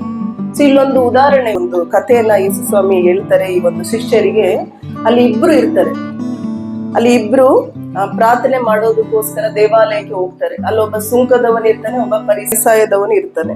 ಸೊ ಸುಂಕದವನು ಅಂದ್ರೆ ನಮಗ್ ಗೊತ್ತು, ಅವನು ದುಡ್ಡನ್ನ ಅವನು ಕಲೆಕ್ಟ್ ಮಾಡ್ತಾ ಇರ್ತಾನೆ, ಮತ್ತೆ ಗುತ್ತಿಗೆದಾರರೊಟ್ಟಿಗೆ ಹೋಗಿ ದುಡ್ಡು, ಅವ್ರನ್ನ ಯಾರು ಕೂಡ ಒಳ್ಳೆಯವರು ಅಂತ ನೋಡೋದಿಲ್ಲ. ಆದ್ರೆ ಪರಿಸಾಯರು ಅವರು ದೇವರ ಒಂದು ನಿಯಮಕ್ಕಾಗಿರ್ತಾರೆ, ದೇವರು ಹೇಳುವ ರೀತಿಯಲ್ಲೇ ಅವ್ರು ಇರ್ತಾರೆ ಅನ್ನೋ ಒಂದು ನಂಬಿಕೆ ಇರ್ತಿತ್ತು. ಹಾಗಾಗಿ ಇವರಿಬ್ರು ದೇವಾಲಯಕ್ಕೆ ಹೋದಾಗ ಇಲ್ಲಿ ಎರಡು ರೀತಿಯಾದ ಪ್ರಾರ್ಥನೆಯನ್ನ ನೋಡ್ಬೋದು. ಒಬ್ರು ಹೇಗ್ ಪ್ರಾರ್ಥನೆ ಮಾಡ್ತಾರೆ, ದೇವ್ರೆ ನನ್ನಲ್ಲಿರುವ ಎಲ್ಲಾದ್ರಲ್ಲೂ ಅವನು ಶ್ರೀಮಂತನಾಗಿರ್ತಾನೆ ಪರಿಸರದು, ನನ್ನಲ್ಲಿರುವ ಎಲ್ಲಾದ್ರಲ್ಲೂ ನಾನು ಇಷ್ಟು ಭಾಗವನ್ನ ನಾನು ದೇವ್ರಿಗೋಸ್ಕರ ಕೊಡ್ತೇನೆ, ನಾನು ಅಷ್ಟು ಜನಕ್ಕೆ ಸಹಾಯ ಮಾಡ್ತೇನೆ. ನಾನು ಈ ಸುಂಕದವನಾಗಿಲ್ಲ, ಈ ವ್ಯಕ್ತಿಯಾಗಿ ನಾನು ಪಾಪಿ ಅಲ್ಲ, ನಾನು ಒಳ್ಳೆಯವನು, ಅದು ಇದು ಅಂತ ಇವನು ದೊಡ್ಡ ಒಂದು ಜಂಬದಲ್ಲಿ ದೇವ್ರ ಹತ್ರ ಪ್ರಾರ್ಥನೆ ಮಾಡ್ಕೊಳ್ಳೋದನ್ನ ನೋಡ್ತೇವೆ. ಅದೇ ರೀತಿ ಆ ಸುಂಕದವನು ದೂರದಲ್ಲೇ, ನೋಡ್ರಿ ಈ ಪ್ರಾರ್ಥನೆ ಹೇಗಿದೆ ಅಂತ, ಒಬ್ಬ ಸುಂಕದವನು ದೂರದಲ್ಲೇ ನಿಂತು ಆಕಾಶದ ಕಡೆಗೆ ಕಣ್ಣೆತ್ತಿ ನೋಡುತ್ತಾ ಮನಸ್ಸಿನಲ್ಲಿ, ಅದು ಅವನಿಗೆ ಜೋರಾಗಿ ಹೇಳ್ಲಿಕ್ಕೂ ಕೂಡ ಆಗ್ತಿಲ್ಲ, ಅವನು ಮನಸ್ಸಿನಲ್ಲೇ ಎದೆಯನ್ನ ಬಡಿದುಕೊಳ್ಳುತ್ತಾ ಅವನು, ದೇವರೇ ಪಾಪಿಯಾದ ನನ್ನನ್ನು ಕರುಣಿಸು ಅಂದನು. ಸೊ ಇದರಲ್ಲಿ ಯಾರು ನೀತಿವಂತ ಪ್ರಾರ್ಥನೆ ಅಂತ ನಾವು ನೋಡ್ಬೋದು. ಎರಡು ಪ್ರಾರ್ಥನೆ ಇದೆ ಇಲ್ಲಿ. ಒಬ್ಬ ಹೇಳ್ತಾ ಇದ್ದಾನೆ, ನನ್ನಿರೋದ್ರಲ್ಲಿ ಇಷ್ಟು ಭಾಗ ನಾನು ಅನೇಕ ಜನರಿಗೆ ಸಹಾಯ ಮಾಡ್ತೀನಿ, ಈ ಪಾಪಿಯಾಗೆ ನಾನಲ್ಲ, ನಾನು ಪರಿಶುದ್ಧನು, ನಾನು ನೀತಿವಂತನು, ನಾನು ಅನ್ಯಾಯ ಮಾಡೋದಿಲ್ಲ. ಆದ್ರೆ ಇವನು ನೋಡು ಹೀಗಿದೆ ಅಂತ. ಆದ್ರೆ ಇವನು ಆ ಸುಂಕ ತೆಗೆದುಕೊಳ್ಳೋನು ಹೇಗ್ ಪ್ರಾರ್ಥನೆ ಮಾಡ್ತಾ ಇದ್ದಾನೆ, ದೇವ್ರೆ ಅವನಿಗೆ ಬಾಯಿ ತೆರೆದು ಕೂಡ ಹೇಳ್ಲಿಕ್ಕೂ ಕೂಡ ಅವನಿಗೆ ಆಗ್ತಾ ಇಲ್ಲ, ಅಷ್ಟು ಅವನಲ್ಲಿ ತಗ್ಗಿಸಿಕೊಂಡು ದೇವರ ಸಮ್ಮುಖದಲ್ಲಿ, ದೇವ್ರೆ ನಾನು ಪಾಪಿ, ನನ್ನನ್ನ ಕ್ಷಮಿಸು, ಆದ್ರೆ ನಾನು ನಿನ್ನ ಸಮ್ಮುಖದಲ್ಲಿ ಬರ್ಲಿಕ್ಕೂ ಕೂಡ ನಾನು ಯೋಗ್ಯನಲ್ಲ ಅನ್ನೋ ಒಂದು ತಗ್ಗುವಿಕೆ ಅವನಲ್ಲಿ. ಸೊ ಹಾಗಾಗಿ ಇಲ್ಲಿ ನೀತಿವಂತನ ಪ್ರಾರ್ಥನೆ ಯಾರ್ದು ಅಂದ್ರೆ ಸುಂಕದವರು, ಆ ಪಾಪಿ ಆದವರು. ಹಾಗಾಗಿ ದೇವರು ನೀನ್ ಎಷ್ಟು ಪರಿಶುದ್ಧನಾಗಿ ನನ್ನ ಸಮ್ಮುಖದಲ್ಲಿ ಪ್ರಾರ್ಥಿಸ್ತೀಯ ಅನ್ನೋದು ದೇವರಿಗೆ ಲೆಕ್ಕ ಇಲ್ಲ. ಆದ್ರೆ ನೀನ್ ಎಷ್ಟು ಮುರಿದ ಹೃದಯವುಳ್ಳವರಾಗಿ, ನೀವು ಎಷ್ಟು ದೇವರಲ್ಲಿ ನೀತಿವಂತರಾಗಿ ನೀವು ಇದ್ದೀರಾ ಅನ್ನೋದಲ್ಲ, ಆದ್ರೆ ದೇವರು ಬಯಸೋದೇನಂದ್ರೆ ನಿಮ್ಮ ಒಂದು ನಿಜವಾದ ರೂಪ. ಈಗ ಸುಂಕದವನು ನಿಜವಾದ ರೂಪದಲ್ಲಿ ಹೋಗಿ ದೇವರನ್ನ ಆರಾಧಿಸ್ತ. ಹಾಗಾಗಿ ನಾವು ಬರೀ ನಾವು ಸೀಕ್ರೆಟ್ ಅಲ್ಲಿ ಹೋಗಿ ಪ್ರಾರ್ಥನೆ ಮಾಡೋದು ಅಂದ್ರೆ ನಾನು ಪರ್ಫೆಕ್ಟ್, ನಾನು ಅವ್ರು ಆ ರೀತಿ ಅಲ್ಲ, ಆ ವ್ಯಕ್ತಿ ಆ ರೀತಿ ಅಲ್ಲ, ಈ ವ್ಯಕ್ತಿ ಆಗಲ್ಲ, ನಾನು ಇಷ್ಟು ದಿನ ಪ್ರಾರ್ಥನೆ ಮಾಡ್ತೀನಿ, ಇಷ್ಟು ಸಮಯ ನಾನು ಪ್ರಾರ್ಥನೆ ಮಾಡ್ತೀನಿ, ಇಷ್ಟು ಉಪವಾಸ ಇದ್ದು ಪ್ರಾರ್ಥಿಸ್ತೀನಿ, ಇಷ್ಟು ಸೇವೆ ಮಾಡ್ತೀನಿ ನಿನಗೋಸ್ಕರ. ದೇವ್ರಿಗೆ ಯಾವುದು ಅದು ಬಯಸ್ತಾ ಇಲ್ಲ ದೇವ್ರು, ಆದ್ರೆ ನೀನ್ ಎಷ್ಟು ಮುರಿದು ನನ್ನಲ್ಲಿ ಬರ್ತಾ ಇದೀಯ ಅನ್ನೋದು ಮುಖ್ಯ. ಅದಕ್ಕೆ ಕೀರ್ತನೆಯಲ್ಲಿ ನಾವು ನೋಡ್ತೇವೆ ಏನಂದ್ರೆ, ಮುರಿದ ಮನಸ್ಸೇ ದೇವರಿಗೆ ಇಷ್ಟ ಯಜ್ಞವೆಂದು. ಅದಕ್ಕೆ ನಾವು ಸೀಕ್ರೆಟ್ ಆಗಿ ನಾವು ದೇವರೊಟ್ಟಿಗೆ ಹೋಗಿ ನಾವು ಪ್ರಾರ್ಥಿಸುವಾಗ, ನಾವೊಂದು ರಹಸ್ಯವಾಗಿ ನಾವು ಪ್ರಾರ್ಥಿಸುವಾಗ ನಾವು ಈ ರೀತಿಯಾದ ಪ್ರಾರ್ಥನೆ ಮಾಡ್ಬೋದು. ಆ ವ್ಯಕ್ತಿ ಅದಕ್ಕೆ ಅವನಿಗೆ ಸುಂಕದವನಿಗೆ ಬಾಯಿ ತೆಗೆದು ಕೂಡ ಪ್ರಾರ್ಥನೆ ಮಾಡಕ್ ಆಗ್ತಿಲ್ಲ, ರಹಸ್ಯದಲ್ಲಿ ಅವನ ಒಳಗಡೆ ಮನಸ್ಸಿನಲ್ಲಿ ಅವನು ಪ್ರಾರ್ಥಿಸ್ತಾ ಇದ್ದಾನೆ. ಯಾಕೆಂದ್ರೆ ಅವನಿಗೆ ಗೊತ್ತು ಯಾವ ತಪ್ಪನ್ನು ಅವನು ಮಾಡಿದ್ದಾನೆ. ಅವನಿಗೆ ಬಾಯಿ ತೆರೆದು ಕೂಡ ಹೇಳ್ಲಿಕ್ಕೂ ಕೂಡ ಆಗ್ತಿಲ್ಲ ಅವನು ಮಾಡಿರೋ ತಪ್ಪುಗಳನ್ನ. ಹಾಗಾಗಿ ದೇವರು ನಮ್ಮನ್ನ ನೀತಿವಂತರಾಗಿ ನಮ್ಮನ್ನ ಕರೆದಿದ್ರೆ ನಾವ್ ಯಾರು ಕೂಡ ದೇವರ ಸಮ್ಮುಖದಲ್ಲಿ ಬರಲಿಕ್ಕೆ ಆಗ್ತಿರ್ಲಿಲ್ಲ. ಆದ್ರೆ ನಾವೆಲ್ಲರೂ ಎಷ್ಟೇ ನಮ್ಮಲ್ಲಿ ಪಾಪವಿದ್ರು ಕೂಡ, ನಾವೆಷ್ಟೇ ದೇವರಿಗೆ ಅಯೋಗ್ಯರಾಗಿದ್ರು ಕೂಡ ನಮ್ಮನ್ನ ಹುಡುಕಿ ಬಂದು ದೇವರು ತನ್ನ ದೇವರ ಒಂದು ಸಂಬಂಧವನ್ನ ಕೊಡ್ಲಿಕ್ಕೆ ದೇವರು ಇಷ್ಟಪಡ್ತಾ ಇದ್ದಾರೆ. ನಮ್ಮನ್ನ ಮತ್ತೆ ಹೊಸಬರಾಗಿ ನವೀಕರಿಸುವುದಕ್ಕೋಸ್ಕರ ದೇವರು ನಮ್ಮನ್ನ ಪ್ರೀತಿಸ್ತಾ ಇದ್ದಾರೆ. ನಾವು ಹೊಸದಾಗಿ ದೇವರಲ್ಲಿ ದಿನನಿತ್ಯ ಬೆಳಿಬೇಕು ಅಂದ್ರೆ ನಾವು ಪ್ರಾರ್ಥನೆ ಮಾಡೋದು ತುಂಬಾ ಮುಖ್ಯವಾದದ್ದು. ದಿನನಿತ್ಯ ದೇವರಲ್ಲಿ ನಾವು ಈ ಒಂದು ಸಂಬಂಧವನ್ನ ಇನ್ನೂ ಗಟ್ಟಿಪಡಿಸ್ಕೊಳ್ಳೋದು ತುಂಬಾ ಮುಖ್ಯವಾದದ್ದು. ಸೊ ಹಾಗಾಗಿ ನಮ್ಮ ಜೀವಿತದಲ್ಲಿ ಹೆಚ್ಚಾಗಿ ಪ್ರಾರ್ಥಿಸುವುದು, ನಮ್ಮ ಮಕ್ಕಳು ಪ್ರಾರ್ಥನೆ ಮಾಡೋದನ್ನ ನೋಡ್ಬೇಕು. ನಾವು ಮೂರನೇ ಒಂದು ಪಾಯಿಂಟ್ ನೋಡೋಣ. ಕೀರ್ತನೆಗಳು 46:10 ವಾಕ್ಯ. ಸೊ ಈ ವಾಕ್ಯದಲ್ಲಿ ನೋಡಿ, ಇಲ್ಲಿ ನಾವು ಬೇರೆ ಟ್ರಾನ್ಸ್ಲೇಷನ್ ಅಲ್ಲಿ ಬಿಡಿರಿ ನಾನೇ ದೇವರು, ಲೋಕದ ಸಮಸ್ತ ಜನಗಳಿಗೂ ಸರ್ವಾಧಿಪತಿಯು ನಾನೇ ಎಂದು ತಿಳಿದುಕೊಂಡಿರಿ ಅಂತ. ಆದ್ರೆ ಇನ್ನೊಂದು ಟ್ರಾನ್ಸ್ಲೇಷನ್ ನಾನು ಕನ್ನಡದಲ್ಲಿ ನೋಡ್ತಾ ಇದೇನಂದ್ರೆ, ಶಾಂತವಾಗಿರಿ ನಾನೇ ದೇವರು ಅಂತ ದೇವ್ರ ವಾಕ್ಯ ಹೇಳ್ತದೆ. B still and no that the lord is good. So ನಾವು ಮೂರನೇದಾಗಿ ನೋಡೋದೇನಂದ್ರೆ, ಮೌನವು ದೇವರನ್ನು ನಿಜವಾಗಿಯೂ ತಿಳಿದುಕೊಳ್ಳಲು ನಮ್ಗೆ ಸಹಾಯ ಮಾಡ್ತದೆ. ಹೌದಲ್ಲ? ಮೌನವಾಗಿರುವಾಗ ನಾವು ದೇವರನ್ನ ತಿಳಿದುಕೊಳ್ಳಕ್ಕೆ ಅದು ಸಹಾಯ ಮಾಡ್ತದೆ. ನಾವು ಗಲಿಬಿಲಿಯಲ್ಲಿ ನಮ್ದೇ ಆದ ಒಂದು ಕಂಪ್ಲೇಂಟ್ಸ್ ನ ಯಾವಾಗ್ಲೂ ನಾವು ದೇವ್ರ ಹತ್ರ ತಗೊಂಡು ಹೋಗೋದು, ಕುಟುಂಬದವ್ರ ಮೇಲೂ ಆಗ್ತಾ ಇರೋದು, ಸುತ್ತಮುತ್ತ ಇರೋರ ಮೇಲೂ ನಮ್ಗೆ ಕೋಪ ಇರೋದು, ಅವಾಗ ನಿಜವಾಗ್ಲೂ ನಾವು ದೇವ್ರನ್ನ ತಿಳ್ಕೊಳ್ಳಿಕ್ಕೆ ಸಾಧ್ಯವೇ ಇಲ್ಲ. ನಾವು ಏನ್ ಅನ್ಕೊಳ್ತೀವಿ ಗೊತ್ತಾ? ದೇವರು ಕೂಡ ನಮ್ ಪ್ರಾರ್ಥನೆ ಕೇಳೋದಿಲ್ಲ, ದೇವರು ಕೂಡ ನನ್ನ ವಿಷಯನ ಅರ್ಥ ಮಾಡ್ಕೊಳ್ಳೋದಿಲ್ಲ, ದೇವ್ರು ಇದಾನ ಅನ್ನೋ ಒಂದು ಪ್ರಶ್ನೆ ನಮ್ಮಲ್ಲಿ ಬರ್ತದೆ. ಆದ್ರೆ ನಾವ್ ಯಾವಾಗ ಮೌನವಾಗಿದ್ದು, ಹೌದು ಸ್ವಾಮಿ, ನಾನು ಶಾಂತವಾಗಿರ್ತೀನಿ, ಈ ಒಂದು ಪರಿಸ್ಥಿತಿ ನನ್ನ ಜೀವಿತದಲ್ಲಿ ಬಂದಿದೆ, ಆದ್ರೆ ನಾನು ಏನ್ ಮಾಡ್ತೀನಿ, ಈ ಪರಿಸ್ಥಿತಿನ ನಾನು ತಕ್ಷಣ ನಾನು ಇದಕ್ಕೆ ಕ್ರಿಯೆ ತೋರಿಸೋದಿಲ್ಲ, ಆದ್ರೆ ನಾನು ಏನ್ ಮಾಡ್ತೀನಿ, ಮೌನವಾಗಿದ್ದು ಇದಕ್ಕೋಸ್ಕರ ನೀನ್ ಏನ್ ನನ್ನ ಜೀವಿತದಲ್ಲಿ ಮಾಡ್ತೀಯ ಅಂತ ನಾವು ಕಾಯ್ಬೇಕು ದೇವರಲ್ಲಿ. ಹಾಗಾಗಿ ನಿಮ್ಮ ಜೀವಿತದಲ್ಲೂ ಕೂಡ ಅನೇಕ ವಿಷಯಗಳನ್ನ ನೀವು ಬದಲಾವಣೆ ಮಾಡ್ಲಿಕ್ಕೆ ಆಗದೆ ಹೋದಾಗ, ಅನೇಕ ವಿಷಯಗಳನ್ನ ನೀವು ನಿರ್ಧಾರ ತೆಗೆದುಕೊಳ್ಳಲಿಕ್ಕೆ ಹೋದಾಗ, ಬೇಗನೆ ಬೇರೆ ಒಂದು ಸ್ಥಳಕ್ಕೆ ಹೋಗಿ ಅಥವಾ ಬೇರೆ ವ್ಯಕ್ತಿ ಹತ್ರ ಹೋಗಿ ಅದಕ್ಕೆ ಉತ್ತರ ತಗೊಂಡು ಬಂದು ಅದನ್ನ ಸರಿಪಡಿಸುವ ಮುಂಚೆ ನಾವು ನಿಜವಾಗ್ಲೂ ದೇವರ ಸಮ್ಮುಖದಲ್ಲಿ ಮೌನವಾಗಿ ನಾವಿದ್ದಾಗ ದೇವರು ನಿಜವಾಗ್ಲೂ ನಮಗೆ ಉತ್ತರವನ್ನ ಕೊಡ್ಲಿಕ್ಕೆ ಶಕ್ತನಾಗಿದೆ. ನಾವು ಪ್ರಾಕ್ಟೀಸ್ ಮಾಡ್ಬೇಕು, ಅಭ್ಯಾಸ ಮಾಡ್ಬೇಕು. ಬೇಗನೆ ರಿಯಾಕ್ಷನ್ ಮಾಡೋದಲ್ಲ, ಬೇಗನೆ ಅದಕ್ಕೆ ಕ್ರಿಯೆ ಹುಡುಕೋದಲ್ಲ, ಬೇಗ ಅದಕ್ಕೆ ಜಗಳ ಮಾಡೋದಲ್ಲ, ಅಥವಾ ಆ ವ್ಯಕ್ತಿಯಿಂದಲೇ ಈ ರೀತಿ ಪ್ರಾಬ್ಲಮ್ ಅಂತ ನಾವು ಬೇಗ ಅಟ್ಯಾಕ್ ಮಾಡೋದ್ರಿಂದ ಮುಂಚೆ ನಾವು ಮೌನವಾಗಿದ್ದು ನಾವು ದೇವರನ್ನ ಹುಡುಕುವಾಗ ದೇವ್ರು ನಿಜವಾಗ್ಲೂ ನಮ್ಗೆ ಉತ್ತರವನ್ನ ದಯಪಾಲಿಸ್ತಾರೆ. ಯಾಕೆಂದ್ರೆ ಮೌನವು ನಮಗೆ ಕೇಳಲು ಸಹಾಯ ಮಾಡ್ತದೆ, ಹೌದಲ್ಲ? ನಾವು ಮೌನವಾಗಿದ್ದಾಗ ನಾವು ಕೇಳಕ್ ಸಹಾಯ ಮಾಡ್ತದೆ. ನಾವು ಮೌನವಾಗಿಲ್ಲ ಅಂದಾಗ ನಮ್ಗೆ ಕೇಳಕ್ ಆಗೋದೇ ಇಲ್ಲ. So it's very important to be silent. So ಹಾಗಾಗಿ ನಮ್ಮಲ್ಲಿ ಹಲವಾರು ಒಂದೇ ರೀತಿಯಾದ ಪ್ರಾರ್ಥನೆ ಏನಂದ್ರೆ ನಾವು ಬರೀ ಪ್ರಾರ್ಥನೆ ಮಾಡ್ತಲೇ ಇರ್ತೀವಿ, ಮಾತಾಡ್ತಲೇ ಇರ್ತೀವಿ, ಕೇಳಕ್ಕೆ ಸಮಯನೇ ಇರೋದಿಲ್ಲ. ಆದ್ರೆ ನಾವೆಷ್ಟು ಒಂದೊಂದ್ ಟೈಮ್ ನಮ್ಗೆ ಅನ್ಸುತ್ತಲ್ಲ, ಒಂದೊಂದ್ ಟೈಮ್ ನಾವು ತುಂಬಾ ದುಃಖದಲ್ಲಿರುವಾಗ, ತುಂಬಾ ಬೇಜಾರಾಗಿರುವಾಗ ನಮ್ಗೆ ಪ್ರಾರ್ಥನೆ ಮಾಡೋಕ್ಕೂ ಆಗೋದಿಲ್ಲ, ಹೌದಲ್ಲ? ಅದನ್ನ ನೀವು ಯೋಚಿಸಿದ್ದೀರಿ, ನಿಮ್ ಜೀವನದಲ್ಲಿ ಆಗಿದೆಯಾ ಆ ರೀತಿ? ಏನ್ ಪ್ರಾರ್ಥನೆ ಮಾಡ್ಬೇಕು ಅಂತಲೂ ಗೊತ್ತಾಗೋದಿಲ್ಲ, ಯಾವ ರೀತಿ ಇದನ್ನ ನಾನು ಪ್ರಾರ್ಥಿಸ್ಬೇಕು, ಈ ವಿಷಯ ಕುರಿತು ನಾನು ಏನ್ ಹೇಳ್ಬೇಕು ದೇವ್ರ ಹತ್ರನೇ ಅಂತ ಗೊತ್ತಿಲ್ಲ ಅಂದಾಗ ಒಂದೇ ಕಾರ್ಯ ಮಾಡ್ಬೇಕಾಗಿರೋದೇನಂದ್ರೆ ಮೌನವಾಗಿ ದೇವ್ರೊಟ್ಟಿಗೆ ಕೂತ್ಕೋಬೇಕು. ಈ ವಿಷಯನ ನನಗೆ ಯಾವ ರೀತಿ ಮಾತನಾಡಬೇಕು ಅಂತ ಗೊತ್ತಾಗ್ತಿಲ್ಲ ದೇವ್ರೆ, ಈ ವಿಷಯನ ನಾನು ಯಾವ ರೀತಿ ನಿನ್ನ ಹತ್ರ ಹೇಳ್ಬೇಕು ಅಂತಲೂ ಕೂಡ ನನಗೆ ಆ ವರ್ಡ್ಸ್ಗಳು, ಆ ಮಾತುಗಳನ್ನು ಕೂಡ ನನ್ ಜೋಡಿ ಮಾಡಕ್ ಆಗ್ತಿಲ್ಲ ದೇವ್ರೆ, ಆದ್ರೆ ನನ್ನನ್ನ ನೀನು ಅರ್ಥ ಮಾಡ್ಕೊಳ್ಳುವ ದೇವ್ರು ಅಂತ ನೀವು ಮೌನವಾಗಿ ದೇವ್ರ ಸಮ್ಮುಖದಲ್ಲಿ ಕೂತ್ಕೊಳ್ಳುವಾಗ ದೇವ್ರು ಅದನ್ನ ಅರ್ಥ ಮಾಡ್ಕೊಳ್ತಾರೆ. ದೇವ್ರು ನಿಜವಾಗ್ಲೂ ನಮ್ಗೆ ತಕ್ಕ ಸಮಯದಲ್ಲಿ ದೇವ್ರು ನಮ್ಗೆ ಉತ್ತರವನ್ನ ಕೊಡ್ಲಿಕ್ಕೆ ದೇವರು ಶಕ್ತನಾಗಿರ್ತಾರೆ. ಸೊ ಮೌನವು ನಮಗೆ ನಂಬಿಕೆಯನ್ನ ಇಡ್ಲಿಕ್ಕೆ ನಮ್ಗೆ ಅದು ಕಲಿಸ್ತದೆ. ನಾವು ಮೌನವಾಗಿರುವಾಗ ನಾವು ನಂಬಿಕೆಯನ್ನ ಇನ್ನೂ ಹೆಚ್ಚಿಸುತ್ತದೆ. ಅದಕ್ಕೆ ಎಷ್ಟು ಮುಖ್ಯ ಅಂದ್ರೆ ನಾವು ಮೌನವಾಗಿ ದೇವರಲ್ಲಿ ಪ್ರಾರ್ಥಿಸೋದು. ನಮ್ಗೆಲ್ಲಾರ್ಗು ಅಷ್ಟೇ ತಕ್ಷಣ ಉತ್ತರ ಸಿಗ್ಬೇಕು. ಈ ದೇವ್ರಿಗೆ ಬಂದ ಇನ್ನು 1 ವರ್ಷದಲ್ಲಿ ಈ ಕ್ರಿಯೆ ಆಗ್ಬೇಕು, ಅವಾಗ್ಲೇ ಯೇಸು ಸ್ವಾಮಿ ನಿಜವಾದ ದೇವರು ಅಂತ ನೆಂಬೋದು ಅಂತ ನಾವು ಅನೇಕ ಸಾರಿ ತಪ್ಪಾದ ಒಂದು ನಿರ್ಧಾರ ತಗೊಳ್ತೀವಿ.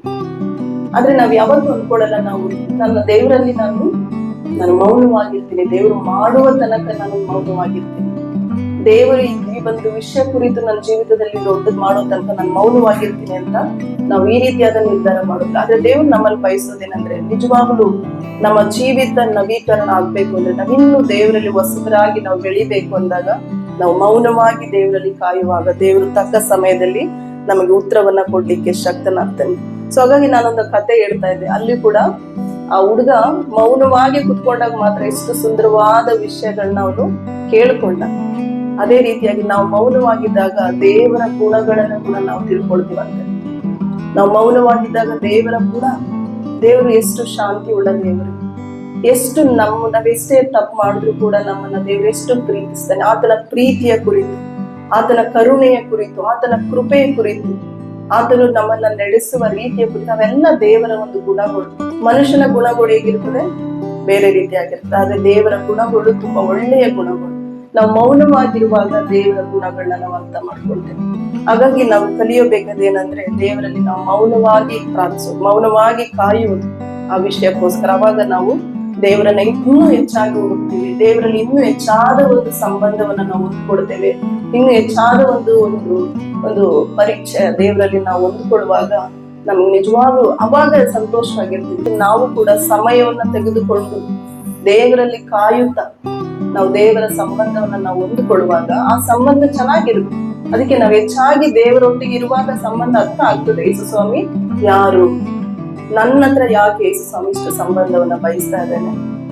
ನಾನೇನು ಅಷ್ಟು ಗ್ರೇಟಾ? ಅನೇಕ ಜನರು ಈ ಲೋಕದಲ್ಲಿ ಎಷ್ಟೋ ಒಳ್ಳೆಯವರಿದ್ದಾರೆ, ಉತ್ತಮರಿದ್ದಾರೆ, ತಪ್ಪು ಮಾಡದೆ ಹೋದರಿದ್ದಾರೆ. ಆದ್ರೆ ದೇವರು ನನ್ನನ್ನು ಯಾಕೆ ಹುಡುಕಿ ಬಂದಿದ್ದಾರೆ, ನನ್ನನ್ನು ಯಾಕೆ ದೇವರು ಇಷ್ಟು ಪ್ರೀತಿಸಿದ್ದಾರೆ ಅಂತ ಅವಾಗ ನಮ್ಗೆ ಅರ್ಥ ಆಗ್ತದೆ ಯೇಸು ಸ್ವಾಮಿಯ ಒಂದು ಗುಣಗಳೇನು, ಯೇಸು ಸ್ವಾಮಿ ಎಷ್ಟು ನಮ್ಮಲ್ಲಿ ಒಂದು ಸಂಬಂಧವನ್ನ ಬಯಸ್ತಾ ಇದ್ದಾರೆ. ಹಾಗಾಗಿ ನಾನು ಈ ದಿನದಲ್ಲಿ ನಿಮ್ಗೆ ಉತ್ತೇಜನ ಪಡಿಸೋದೇನಂದ್ರೆ, ಹೆಚ್ಚಾಗಿ ದೇವರ ಒಂದು ಸಂಬಂಧವನ್ನ ನಾವು ಪಡ್ಕೋಬೇಕು. ದೇವರಲ್ಲಿ ಸಮಯ ಕಳೆಯುವಾಗ ದೇವರನ್ನ ನಾವು ಅರ್ಥ ಮಾಡ್ಕೊಳ್ತೀವಿ. ಆಗ ಏನೇ ಕಷ್ಟ ಬಂದ್ರು, ಎಷ್ಟೇ ವರ್ಷ ಆದ್ರೂ ಕೂಡ ನಾವು ದೇವರನ್ನ ಗಟ್ಟಿಯಾಗಿ ತಿಳ್ಕೊಳ್ತೀವಿ. ಯಾಕೆಂದ್ರೆ ಹೆಚ್ಚಾಗಿ ನಾವು ಸಮಯ ದೇವ್ರ ಹತ್ರ ಕಳೆದಿದ್ದೇವೆ. ಯೇಸು ಸ್ವಾಮಿ ಯಾರು ಅಂತ ನಾವು ತಿಳ್ಕೊಂಡಿದ್ದೇವೆ. ಯಾವ ತೊಂದರೆಗಳು ಬಂದ್ರು, ಯಾವ ಒಂದು ಒಡಕುಗಳು ಬಂದ್ರು ಕೂಡ ಈ ಸಂಬಂಧ ಬಿಟ್ಟು ನಾವು ಹೋಗೋದಿಲ್ಲ. ಹಾಗಾಗಿ ನಾವು ಹೆಚ್ಚು ಮೌನವಾಗಿ ದೇವರಲ್ಲಿ ಪ್ರಾರ್ಥಿಸುವಾಗ ನಮ್ಮ ನಂಬಿಕೆ ಇನ್ನೂ ಬಲವಾಗ್ತದೆ.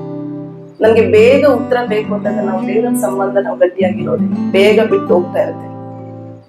ನಾವು ದೇವರಲ್ಲಿ ಈ ಗುಣಗಳನ್ನ ಕಂಡುಕೊಳ್ಳುವಾಗ ನಮಗ್ ಗೊತ್ತಾಗ್ತದೆ ಏನಕ್ಕೆ ನಾನು ಯೇಸು ಸ್ವಾಮಿನ ನಂಬಿದ್ದೀನಿ, ಯಾಕೆ ಯೇಸು ಸ್ವಾಮಿ ನನ್ನ ಜೀವಿತಕ್ಕೆ ಬೇಕು, ಈ ಉದ್ದೇಶ ಏನು, ನಾನು ಯೇಸು ಸ್ವಾಮಿಯನ್ನ ನೆಮ್ಕೊಂಡು ನಾನು ಸಭೆಗೆ ಬರ್ತಾ ಇರೋದು ಏನಕ್ಕೋಸ್ಕರ, ನಾನು ಈ ಲೋಕದಲ್ಲಿ ಯೇಸು ಸ್ವಾಮಿಗೋಸ್ಕರ ನಾನು ಬದುಕ್ಬೇಕು ಅಂತ ಇವೆಲ್ಲ ನಮ್ಗೆ ತಿಳಿಯಲ್ಪಡಿಸ್ತದೆ.